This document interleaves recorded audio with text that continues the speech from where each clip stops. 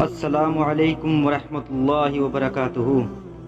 میرے پیارے بھائیوں، محترم بزرگوں اور دوستوں، آپ لوگوں کے سامنے پھر سے حاضر ہیں ایک چھوٹی اور بڑی بات لے کر کہ رمضان المبارک کے پاک مہینے میں اگرچہ کسی کو موت آ جائے تو اس کی کیا فضیلتیں ہیں؟ کیا اس کو جہنم میں ڈال دیا جائے گا یا پھر اس کو جنت ملے گی؟ تو بہت ہی صفائی کے ساتھ آپ لوگوں کے سامنے بتا رہے ہیں، تو ویڈیو کو اسکپ مت کیجیے گا، غور سے سنیے گا۔ تو چلیے شروع کرتے ہیں۔ رمضان کے پاک مہینے میں ثواب بہت ہی بڑھ جاتا ہے۔ نفل کا ثواب فرض کے برابر اور فرض کا ثواب 70 گنا کر دیا جاتا ہے۔ حدیث کے مطابق رمضان میں ایک بار درود شریف پڑھیں تو 1,00,000 درود شریف کا ثواب ملتا ہے۔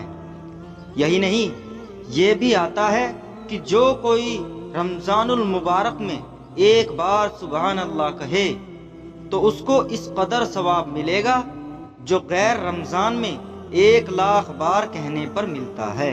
پاک رمضان کے مہینے میں جو مومن انتقال کر جاتا ہے، مر جاتا ہے، وہ عذاب قبر سے بچ جاتا ہے اور جنت کا حقدار ہو جاتا ہے۔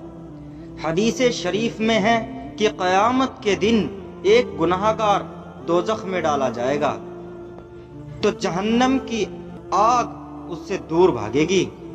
اسلام کے آخری پیغمبر ہمارے آقا حضور پاک صلی اللہ تعالی علیہ وسلم فرماتے ہیں کہ اگر بندوں کو معلوم ہوتا کہ رمضان المبارک کیا ہے تو میری امت تمنا کرتی کہ کاش پورا سال رمضان ہی ہوں۔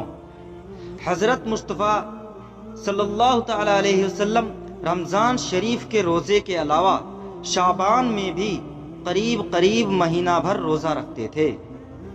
سال کے باقی مہینوں میں بھی یہی فضیلت رہتی تھی، یہی کیفیت رہتی تھی کہ اگر روزہ رکھنا شروع فرما دیتے تو معلوم ہوتا تھا کہ اب کبھی روزہ نہیں چھوڑیں گے۔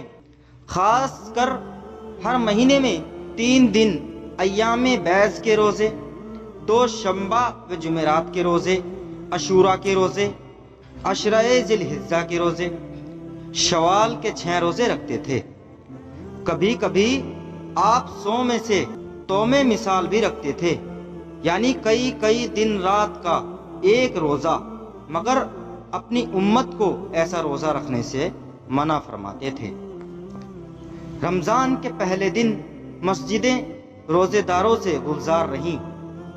فجر، ظہر، عصر، مغرب کی نماز میں لوگوں کی بھیڑ دیکھتے ہی بن رہی تھی۔ ابھی تک چند لوگ ہی نماز ادا کرنے آتے تھے، لیکن رمضان کا مبارک مہینہ شروع ہوتے ہی عقیدت مند نماز میں شرکت کر گناہوں سے توبہ کرنے کو بے چین ہو گئے۔ مسجدوں میں قرآن پاک کی تلاوت بھی ہوتی رہی۔ ویسے تو رمضان مہینے میں ہر پل خدا کی بارگاہ میں سجدہ کرنے والوں کی دعا قبول ہوتی ہیں۔ مولانا عبداللہ قاسمی کہتے ہیں کہ روزہ افطار کے وقت روزے داروں کو کھانے پینے کی چیزوں پر زیادہ دھیان نہ دے کر کیول خدا کی بارگاہ میں ہاتھ اٹھا کر دعا مانگنی چاہیے۔ سچے دل سے مانگی گئی دعا ضرور پوری ہوتی ہے۔ تو محترم بزرگوں اور دوستوں، رمضان کے پاک مہینے میں جتنی ہو سکے اللہ کی عبادت کریں، زیادہ سے زیادہ نماز پڑھیں۔ اور ایک اور فضیلت رہی کہ اگر کسی گنہگار کو روزے کی حالت میں موت آ جائے تو کیا اس کو بنا سوال اور جواب کے جنت میں داخل کر دیا جائے گا؟ حدیثوں میں آتا ہے کہ اس کے گناہوں کو بالکل پاک صاف کر دیا جائے گا، قبر کے عذاب سے اس کو نجات دی جائے گی اور اس کے لیے جنت کے دروازے کھول دیے جائیں گے۔ وہ تبھی ہوگا جب وہ روزے کی حالت میں ہوگا اور اس کا انتقال ہو جائے۔ اگرچہ وہ روزے سے نہیں ہے اور رمضان کے پاک صاف مہینے میں اس کی موت ہو جاتی ہے تو اس کے گناہوں کی معافی بالکل نہیں ہوگی۔